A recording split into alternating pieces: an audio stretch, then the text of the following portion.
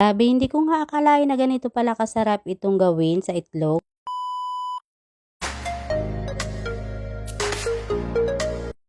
Hello mga mi, magandang araw. Nag-iisip naman ba kayo ng uulamin at pangbaon ng mga bata sa school? Tara, samahan nyo ako sa aking pagluluto na pwedeng pangbaon at pangulam. Naglaga nga pala ako ng itlog at nagprito nga ng hotdog. Yun nga pala akong konting giniling, ayan, iginisa ko na muna nga. Bali, naglagay nga ako dyan ng sibuyas at bawang. Tapos nga maigisa sa bawang at sibuyas, ayan, naglagay nga pala ako dito ng karos na hiniwa ko lang na maliliit. At naglagay nga pala ako dito ng asin, durog na paminta at saka toyo. Ito nga lang yung mga nilalagay kong pampalasa. Iba-iba nga tayo ng way sa pagluluto. Basta sa inyo na nga kung ano yung mga ilalagay ninyong mga pampalasa. Halo-halo ko muna nga ito para mag-combine ang lahat ng mga pampalasang nilagay ko. Kalipas nga ng ilang minuto, ayan, luto na nga yung giniling. Luto na nga rin yung itlog at nabalatan ko nga yan at hihiwain ko nga lang sa gitna. Kahiwa ko nga yan ay alisin ko nga pala dyan yung dilaw. Siyempre para nga walang masayang ay ihalo ko nga dito yung dilaw ng itlog dito sa giniling. Nakadepende sa inyo kung ilang pirasong itlog yung lalagain at gagawin ninyo. Sa akin nga ay 5 piraso nga ng itlog yung nilaga ko. Lahat nga ng yelo ng itlog ay ilalagay ko dito sa giniling at paghahalo-haluin ko na nga. Kapag nadurog at naihalo natin dito ng maayos at kapag ganito na nga yung consistency niya ay mag-uumpisa na nga ako sa paggawa. Rellenong itlog nga pala yung gagawin ko. Yan, yung tinanggalan nga natin na kulay puting itlog ayan, ipapalaman natin yung giniling. Bale, i-form natin na parang itlog nga lang ulit.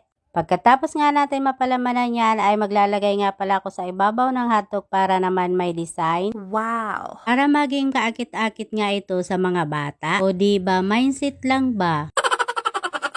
Pagkatapos natin magawa na mapalamanan yung itlog na puti ay ikukot nga natin dito sa itlog na binate. I-make sure nga lang natin na mailubog lahat dito sa binating itlog. At pagkatapos nga ay nagpainit na nga pala ako ng mantika sa kawali. Madali na nga pala ako dito mga may dahil nga papasok yung anak ko pang baon niya nga ito. 4:30 nga lang ng umaga ay nag-umpisa na nga ako sa paggawa nito. Na nga pala ako dito sa aking video. Ayan, pagkainit nga ng mantika ay nagprito na nga pala ako. Bali, 4 na piraso nga yung inuna ko dahil ito nga yung pangbaon ng anak kong panganay. Iluluto ko nga pala ito in na medium heat para hindi nga agad masunog. Ayan, pagkalipas nga ng ilang minuto ay luto na nga itong inuna kong pangbaon ng junakis ko. Ito nga pala yung naisip kong iluto para maiba naman nga yung ulam niya. Nang makatapos nga ako sa paghahanda ng kanyang babaunin ay binalikan ko nga yung lulutuin ko. Ayan nga mga mi, passport nga ng very light na kaluto na nga ako lahat ng aking rellenong itlog. Bale, ito na rin yung ulam namin ng anak kong bunso. Sobrang sarap nga nito lalo na kung mayroon ketchup na sausawan. Wow! Pwedeng-pwede nga itong iluto ng pangbaon, pang merienda at pang ulam. At lalong-lalo na pwedeng-pwede nga ito sa panghandaan. Napakasosyal nga niyang tingnan. Wow! Dati talaga ay wala akong kahilig-hilig sa pagluluto. Pero nung naging nanay na nga ako, lumabas na talaga yung pagiging creative ko sa pagluluto. Ayan ang ebidensya, kitang-kita naman sa anak kong bunso ay nagustuhan nga yung ulam.